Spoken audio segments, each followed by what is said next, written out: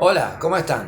Les doy la bienvenida a este que es un video especial sobre el sistema educativo argentino. Vamos a ver los distintos niveles que tiene el sistema de educación formal en la Argentina, poniendo el hincapié en la educación superior.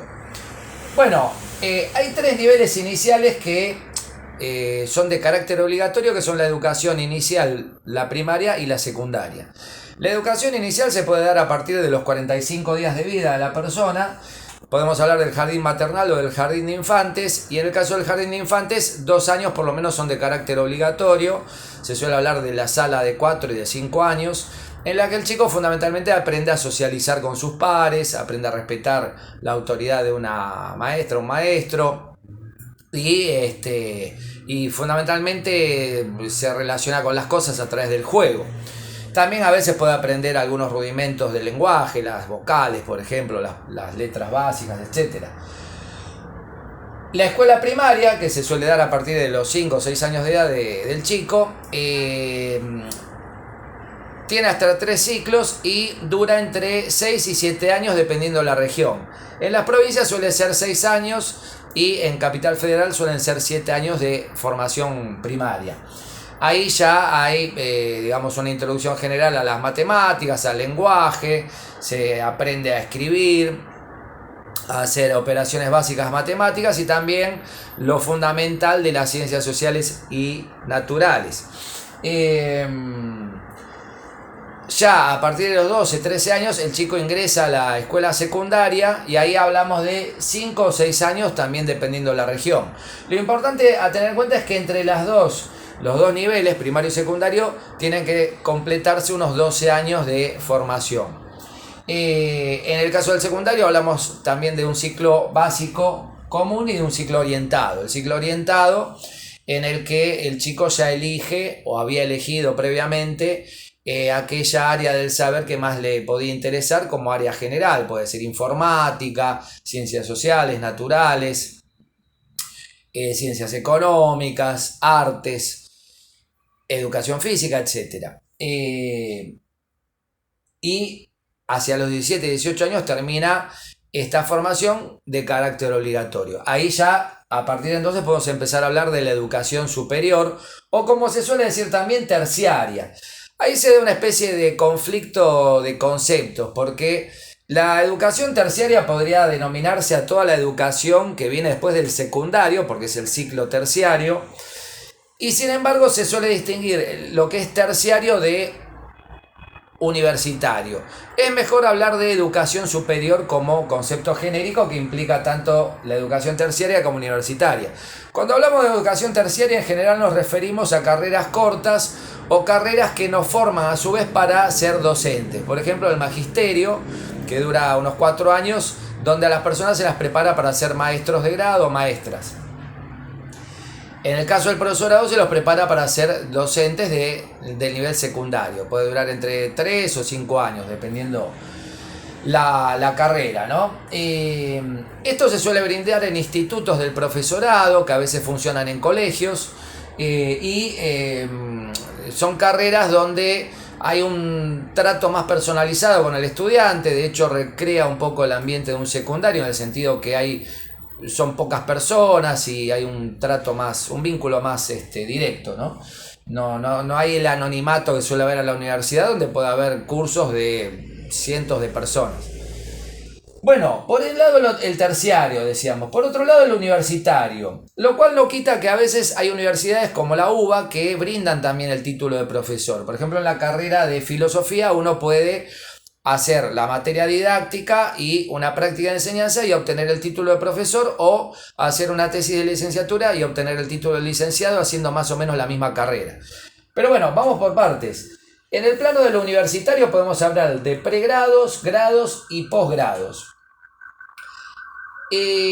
Para entrar a una universidad a veces hay ciclos introductorios, como el famoso CBC de la Universidad de Buenos Aires, el ciclo básico común, donde se cursan 6 materias, 2 comunes a todas las carreras, que son introducción al conocimiento de la sociedad y del Estado y introducción al pensamiento científico. Y después están las demás materias que pueden ser una materia asociada a la carrera que elegimos y otras que a veces pueden ser en algunos casos de carácter opcional. Eso el CBC. Después tenemos carreras de pregrado, que son carreras cortas como tecnicaturas, carreras para ser asistente, intérprete, etcétera, que requieren un título secundario, pero digamos que si bien se brindan en universidades, no son una condición necesaria para después hacer una carrera de grado. Se puede hacer una carrera de grado sin haber hecho un pregrado, aunque suene extraño. En el caso del grado, de las carreras de grado, ya estamos hablando de las carreras asociadas a la obtención de un título profesional, que en general se denominan licenciaturas. Se obtiene un título de licenciado en Derecho, Ciencias Económicas, Psicología, Odontología, Medicina, etc. Duran entre 4 y 6 años en general. En el sentido formal de la palabra, ¿no? Por cómo están pensadas en el programa de estudios. Después una persona puede demorar el tiempo que necesite para completar esa formación. Hay gente que demora muchos años porque en el medio está en una edad en la que tiene que trabajar, forma una familia y a veces se complica con los tiempos. Bueno, la licenciatura, como decía, puede brindar un título de carácter profesional, entonces ahí hablamos de un abogado, un médico, un psicólogo, /A, todo, ¿no? Etcétera. Para aprobar una licenciatura en general se pide una tesina, que es como una pequeña tesis, que puede ser un estudio bibliográfico o una investigación sobre algún área del saber que no necesariamente tiene que implicar un gran descubrimiento científico o un hallazgo. Acá hay que hacer una división cuando hablamos de universidad entre universidades públicas y privadas. Las universidades públicas dependen del Estado y se puede hablar de educación gratuita en ese caso. En el caso de las universidades privadas, por supuesto, hay que pagar una matrícula, un arancel mensual, que puede ser más o menos elevado. Universidades públicas en la Argentina hay muchísimas, hay unas 53.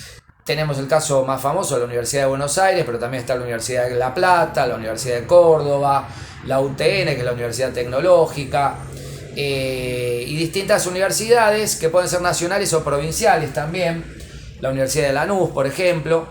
Y en el caso de las privadas son unas 49.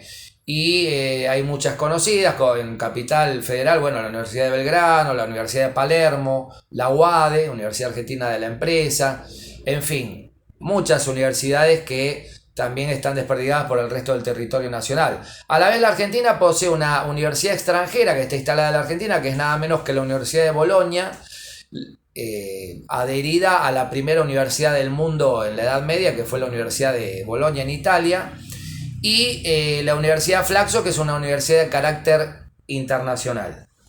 Bueno, estábamos hablando de los títulos de grado. Una vez que tenemos un título de grado, podemos acceder a un título de posgrado, para lo cual, por supuesto, hay que seguir cursando materias o seminarios.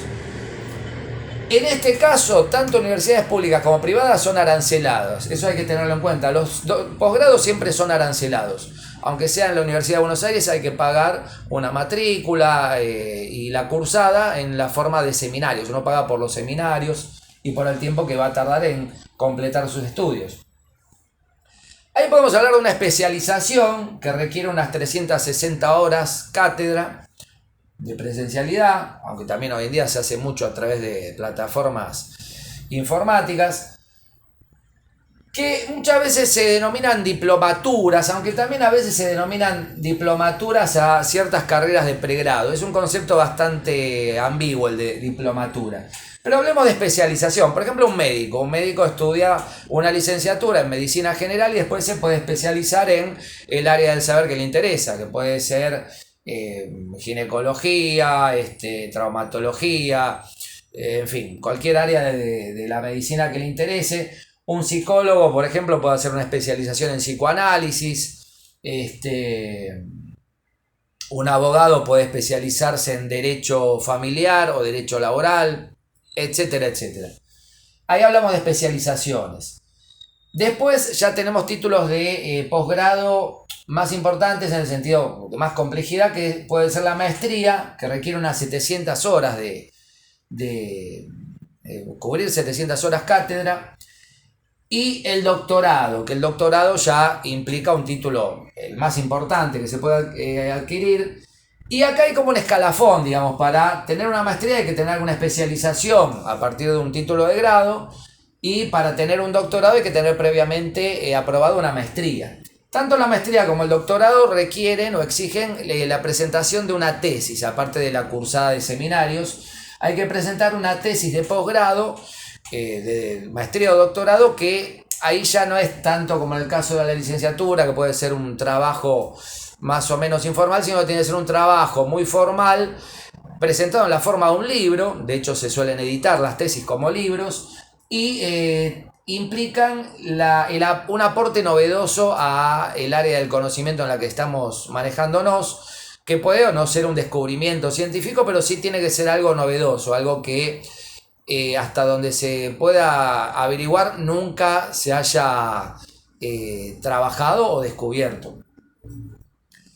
A su vez, un doctor puede seguir, digamos, trabajando sobre su título de doctorado, y puede hacer postdoctorados en base a lo que ya había aportado a la ciencia, puede seguir adquiriendo títulos de postdoctorado. Bueno, por supuesto acá estamos hablando ya de una cantidad de años muy extensa de formación.